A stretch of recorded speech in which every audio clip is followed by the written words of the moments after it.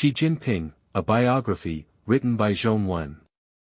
Chapter 11 Slave Revolt. Xi Jinping's oppressive rule over Tibet and restrictions on religious freedom have led to widespread resistance from the Tibetan farmers and herdsmen. Many lamas and nuns, including farmers and herdsmen being provoked by a wave of bitter protest, have expressed their strong protest by setting themselves on fire and have been demanding the return of Tibet's exiled spiritual leader, the Dalai Lama, to Tibet. As of November 2017, at least 50 Tibetans have set themselves on fire and at least 26 of them have died. Many of the self-immolators were youths, which included 18, 19 and 20-year-old herders, high school students and female nuns. On November 9, 2012, shortly after Xi Jinping took power, the number of Tibetan self-immolations increased dramatically. At least 20 people were killed within a month. They strongly condemned the authorities' harsh crackdown on Tibet and demanded that Tibetans be given freedom. To prevent the spread of Tibetan demonstrations, the Chinese government sent a large number of military and police officers to the Tibetan Autonomous Prefecture. The Dalai Lama has repeatedly called on the Xi government to thoroughly investigate the self-immolations of Tibetans. On December 10, 2012, Tibetans and sympathizers who had fled to Belgium staged a massive protest in Brussels which was attended by at least 600 people. In August 2020, American journalist Barbara Demick published a new book, Eating the Buddha, A City of Robberies and Survival in Tibet, in which she has recounted the story of her field interviews of the ABA Tibetan Autonomous Region in Sichuan that had become the capital of self-immolation for the Tibetan Buddhists. Instead of facing up the causes of the mass self-immolations, the Xi government has been arresting those behind the so-called self-immolations and further persecuting Tibetans in a brutal manner. The Communist Party's dictatorship has brutally oppressed the people and provoked countless protests by the people. The number of people involved in each event ranges from dozens to hundreds to thousands. Before Xi Jinping took power, the CCP had already announced the number of mass incidents each year: 8,700 in 1993, 32,000 in 1999, 60,000 in 2003, 74,000 in 2004, 87,000 in 2005, 100,000 in 2007 and no more since 2008.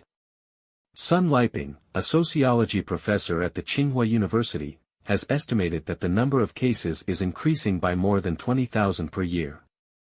Since Xi Jinping came to power, social conflicts have intensified and the human rights situation has plummeted.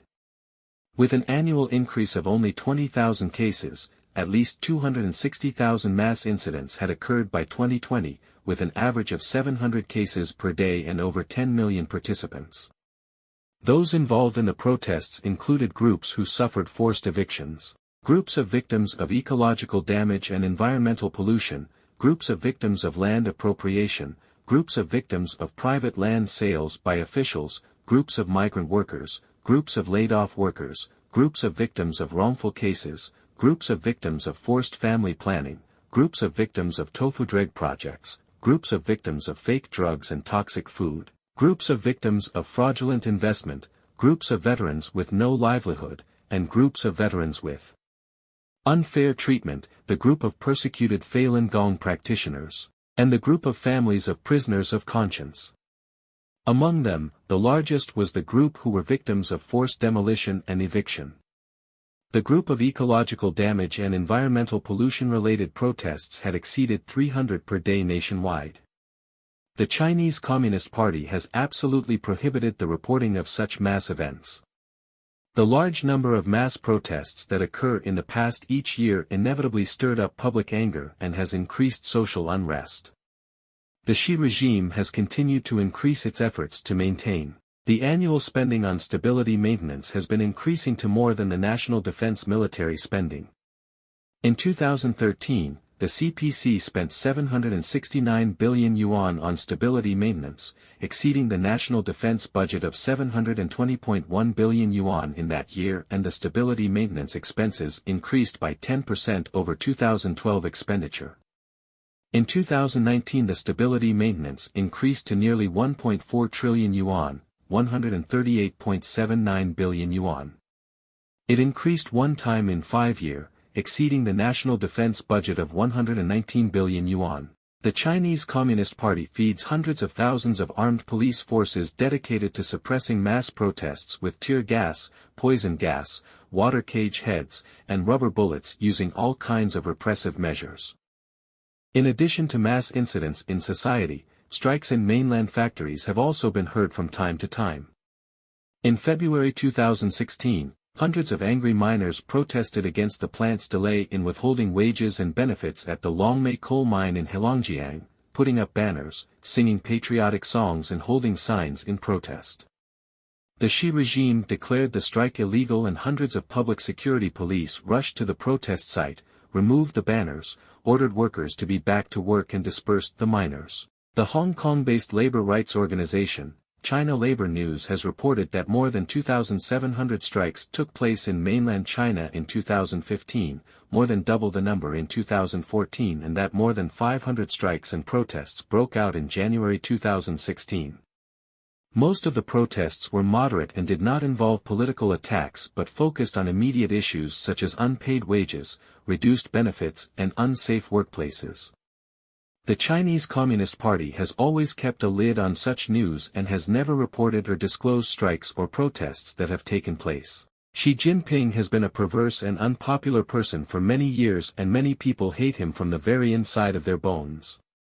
They want him to step down and go away immediately. A representative young woman from Hunan raised her hand in front of a large Xi Jinping propaganda poster at the HNA building in Shanghai at 6 a.m. on July 4, 2018, and said in a righteous voice, "Oppose Xi Jinping's dictatorial and despotic tyranny and the Communist Party's brain-controlled oppression of me." She then lifted her inkpot and indignantly poured ink on Xi Jinping's portrait, showing him the great man. She continued in a loud voice, "I hate him to the bone, oppose Xi Jinping's dictatorial tyranny, oppose the Communist Party's brain cavity oppression of me, and I ask international organizations to intervene, and I will cooperate with the investigation and evidence. Yes, I have spilled ink on him today. I see what he can do to me. Xi Jinping, I'm here waiting for you to arrest me. I'm just one person against the Chinese Communist Party, against the Communist Party dictatorship and tyranny. I'm standing here today, I'm asking you to come and arrest me, and behind me is the HNA building, Xi Jinping, your assets. I will stand in front of your assets and splash ink, see your ugly face." The young woman named Dong Yaoqiong was from Hunan, and she made her living as a real estate agent in Shanghai. The above act of ink throwing and the words she said in a loud voice were filmed and recorded by a friend and put on Twitter for the public to see. At 3:30 p.m. that day, Dong Yaoqiong sent a final tweet on her Twitter account saying, "There are a bunch of uniformed people outside my door right now, waiting for me to get changed and get out. I am not guilty. What is guilty are the people and organizations that hurt me." Dong Yaoqiong's Twitter account was then logged off and her video footage on Twitter was deleted. She then lost contact with the outside world and her whereabouts became a mystery.